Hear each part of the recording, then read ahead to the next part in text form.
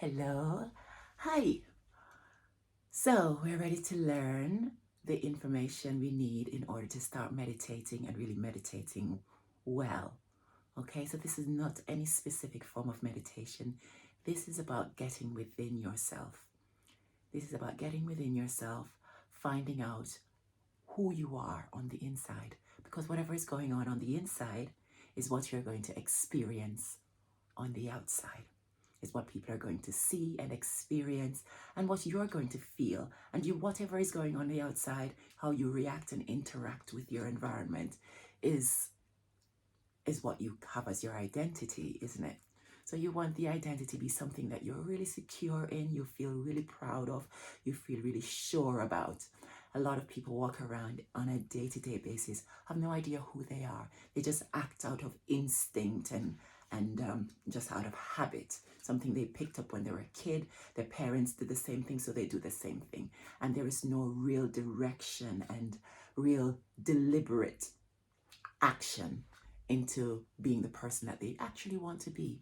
And so when things go wrong or they say the wrong thing and somebody get upset, they become defensive, because this is how they are. This is how I am. So therefore, it's you. So it's nothing's wrong with me because this is how I am. But, it all starts with you as a person. It starts with me. And when you get inside your own self and you figure out who you are and the bits of you that you're not really comfortable with, that you want to change, then you can say, okay, I don't really like the fact that I can get so aggressive about something so quickly, or I can get angry because somebody does this, or I get sad and withdrawn because somebody says something to me that kind of triggers me. You don't have to be that person. So if you can think of something that you do, something about yourself that you would like to change, that you would like to upgrade, then use that as an intention when you go into your meditation, because that's one thing that we need to do is set intentions. But we'll talk a little bit more about that later. So we're talking about the conscious and the subconscious mind, the brain. So the mind is the brain in action. Okay, so as the brain's working, that's basically your mind. So your thoughts and all the programs that are there to keep us being who we are, functioning the way that we function. So the subconscious mind is basically where we store all our beliefs, all our memories, and whether it's a positive program or a negative program, it all gets stored in there. So for example, a positive program would be, say, you like to eat well. You don't put junk into your body, and it's just something natural. When you go to the food store, you always pick up something that's healthy, and you just never think to pick up the junk. A negative, on the other side, is someone who go to the food store and all they do is want the chocolate and the cake and the sodas and all the negative stuff, because you're filling a void, a need, a habit.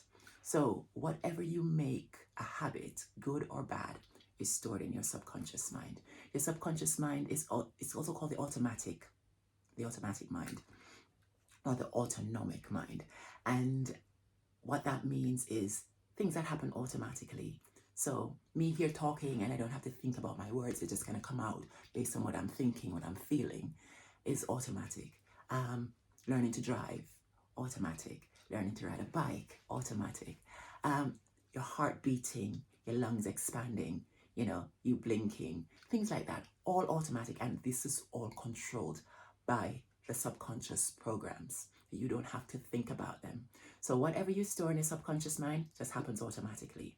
So now, if you look at your life, and whether you're pleased with it or you're not pleased with it, or you're kind of just comfortable with it, but you know that you could do more, whatever that is your subconscious program.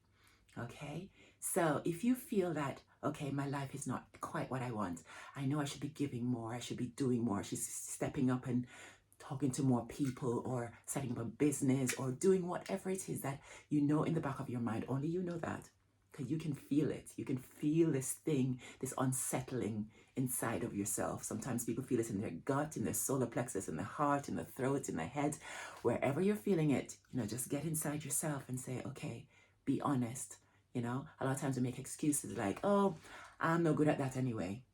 And that's the subconscious mind trying to override you doing something new. Okay? It's because the programs that it's got inside it, it's basically just acting from those programs, and it's happy doing that because you've programmed it.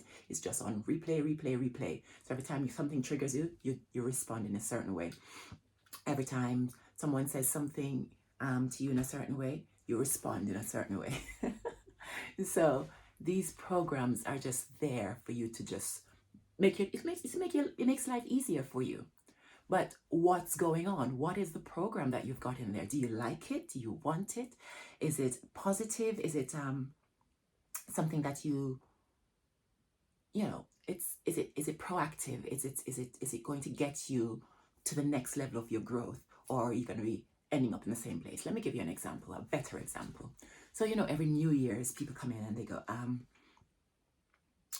going to go to the gym, and I'm not going to eat the junk food, and I'm going to go speak to my family member every week as opposed to once a month or once a year. I'm going to do better. You always want to do better.